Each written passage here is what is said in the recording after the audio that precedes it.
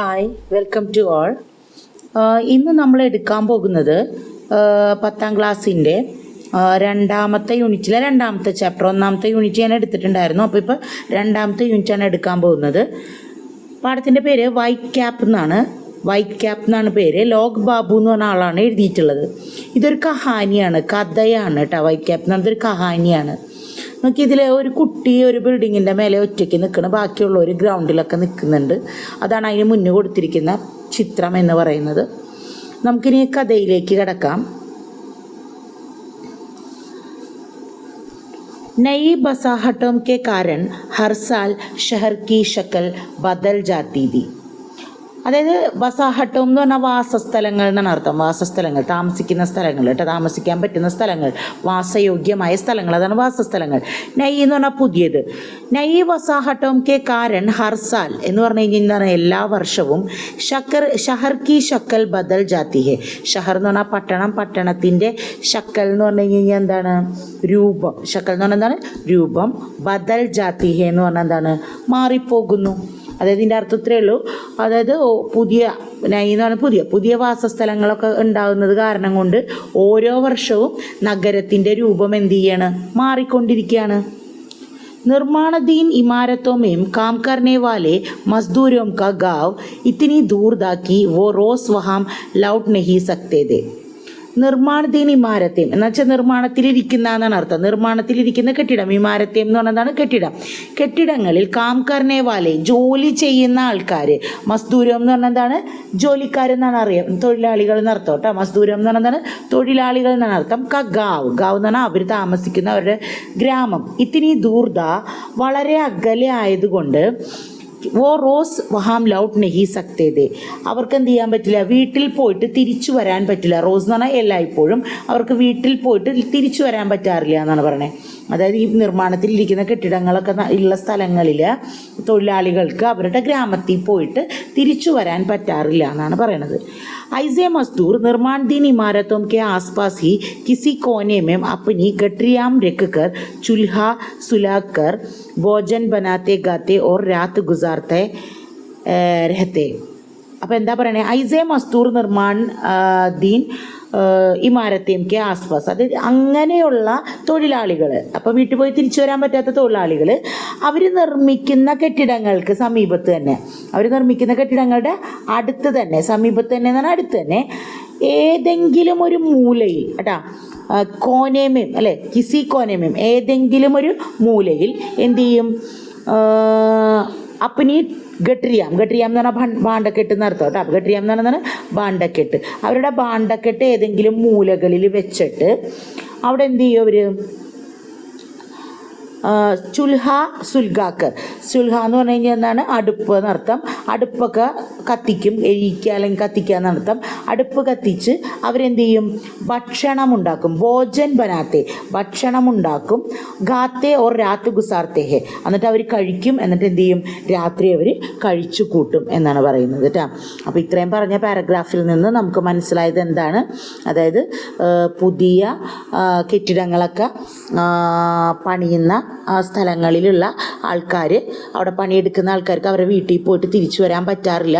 അപ്പോൾ അതുകൊണ്ട് തന്നെ ആ കെട്ടിടങ്ങളുടെയൊക്കെ ഏതെങ്കിലും മൂലയിലൊക്കെ അവർ ഭാണ്ഡക്കെട്ട് വെച്ചിട്ട് അവരെന്ത് ചെയ്യും, അവിടുത്തെ അടുപ്പൊക്കെ കത്തിച്ച് അവിടെ ഫുഡ് ഉണ്ടാക്കിയിട്ട് അവരെന്ത് ചെയ്യും, രാത്രി അവിടെ തന്നെ താമസിക്കും എന്നാണ് പറയുന്നത് കേട്ടോ. ഇനി മസ്ദൂർ പഹരേദാരോമേം ഏക് പരിവാർ കേശവ് കാ भी था. केशव 8 साल का छोटा सा नाटा सा सांवला सा लड़का था. उसके माता पिता बेमेतरा जिले के किसी गांव से यहाँ पहुँचे थे. ഇനി മസ്ദൂർ പഹരേദാരോമേം, അതായത് ഇങ്ങനെ കഴിയുന്ന തൊഴിലാളി, പഹരേദാരം എന്ന് പറഞ്ഞാൽ കാവൽക്കാർ എന്നർത്ഥം. പഹരേദാരം എന്ന് പറഞ്ഞാൽ കാവൽക്കാർ.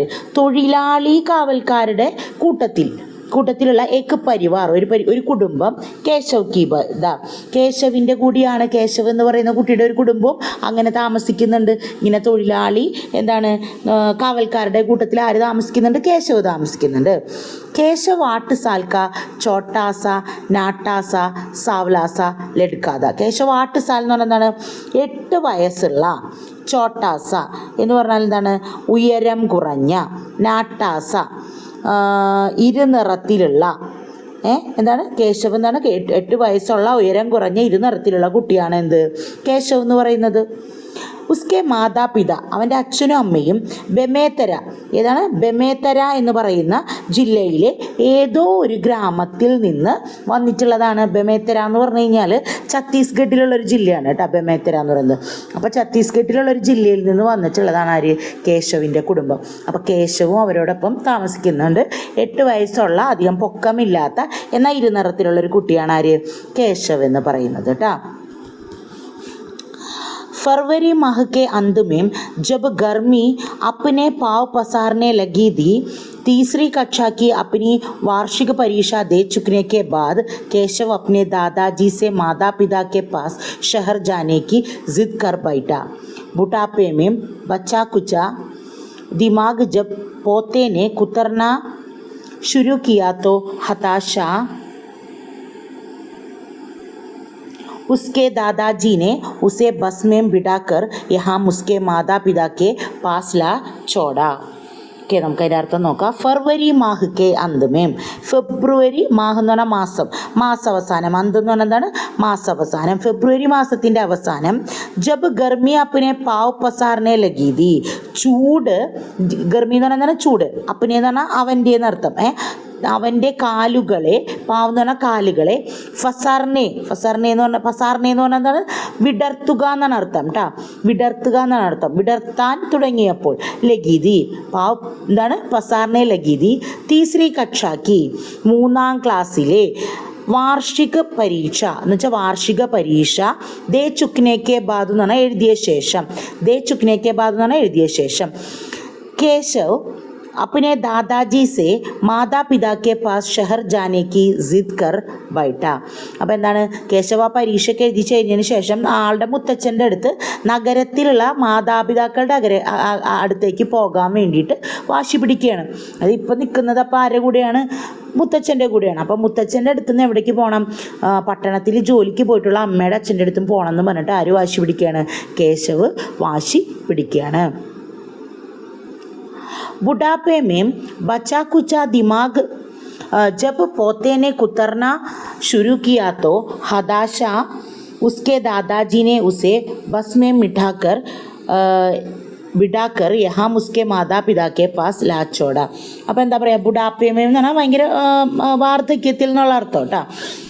വാർദ്ധക്യത്തിൽ എന്താണ്? ബച്ചാക്കുച്ച അല്ലേ? അത് ശരിക്കും പറഞ്ഞാൽ ഇവിടെ പറയുന്ന മീനിങ് ഇതാണ്. അദ്ദേഹത്തിൻ്റെ പേരക്കുട്ടിയാണല്ലോ, മുത്തച്ഛൻ്റെ പേരക്കുട്ടിയാണ് ആര്? കേശവ്. കേശവ് എന്ത് ചെയ്യാണ്? വാശി പിടിക്കുകയാണ്. എന്ത് പറഞ്ഞിട്ട്? അവരുടെ അമ്മയുടെ അച്ഛൻ്റെ അടുത്ത് പോകണമെന്ന് പറഞ്ഞിട്ട് വാശി പിടിക്കുകയാണ്. അപ്പോൾ എന്ത് ചെയ്യാണ്? മുത്തച്ഛൻ ഭയങ്കര നിരാശനായിട്ട് എന്ത് ചെയ്യാണ്? മുത്തച്ഛൻ, ഇവൻ നിർബന്ധം പിടിക്കല്ലേ, എന്ത് ചെയ്യാൻ പറ്റും? അപ്പോൾ നിരാശനായ മുത്തച്ഛൻ എന്ത് ചെയ്യും? ഒരു ദിവസം അവനെ ബസ് കയറ്റി അവരുടെ മാതാപിതാക്കളുടെ അടുത്ത്, അതായത് കേശവിൻ്റെ അച്ഛൻ്റെ അമ്മയുടെ അടുത്തേക്ക് കൊണ്ടാക്കുകയാണ് ചെയ്യുന്നത് കേട്ടോ. യഹാം ആക്കർ കേശവ്